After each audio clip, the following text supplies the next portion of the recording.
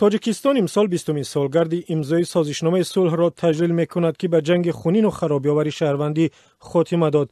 به مناسبت این روز که هر سال روز 27 ایون تجلیل می شود، یک نشست بین المللی صورت می گیرد که در آن سبب‌های سر زدن جنگ، دستاورد و ناکامی‌های سازش صلح و تهدید و خطرهای نو به ثبات تاجیکستان را بررسی می کنند. نشست تحت عنوان 20 سال سازش صلحی تاجیکستان در سال 1997 ارزیابی تاریخ و سیاست جنگ و صلح را روزهای 6 و 7 ایول اکادمی سازمان امنیت و همکاری اروپا و پژوهشگاه فریدریخ ایبرد و پژوهشگاه فرانسوی آسیای مرکزی در شهر بیشکک برگزار می کنند.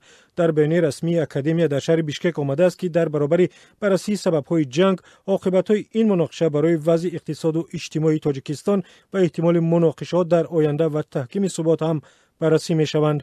مشکلات فعلی تاجیکستان به مثل مهاجرت، مردسالاری، فرار مغزها و نقش اسلام و اسلامگرایی هم بخش دیگر از صحبت‌های تحلیلگران خارجی و داخلی خواهد بود که مسائل تاجیکستان را تحقیق کردند. پیش از آغاز جنگ در جمهوری چچنستان روسیه، جنگ داخلی تاجیکستان که سال 1992 شروع شد، یکی از جنگ‌های خونین‌ترین در قلمرو پساشوروی سابق به حساب می‌رود. در این جنگ 5 ساله که از سال 1992 تا سال 1997 ادامه کرد، بنا به تخمین‌ها از 40,000 تا 100,000 نفر کشته شدند و اکثر تلفات در سال اول جنگ بود.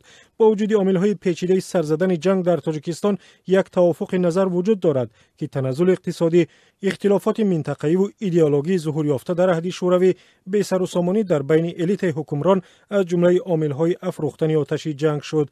با وجود جنگ وحشتناک و عاقبت‌های فلاکتبار آن برای انسان‌ها و اقتصاد تاجیکستان، دو طرفی درگیر حکومت و نیروهای مخالفین در نهایت سعی کردند اختلافات را کنار بگذارند و به خونریزی خاتمه دهند. بعد از 7 دور مذاکرات و 20 گفتگو در مدت 3 سال با میانجیگری سازمان ملل، تلاش‌های دیپلماتی روسیه، ایران و افغانستان با آنها میسر شد به سازش برسند.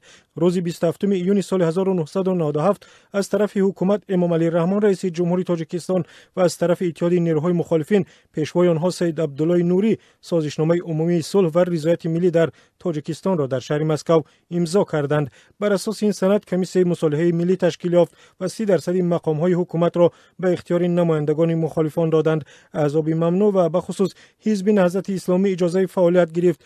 گروه‌های مسلح مخالفان را یا پراکنده کردند و یا به ارتش ملی همراه کردند.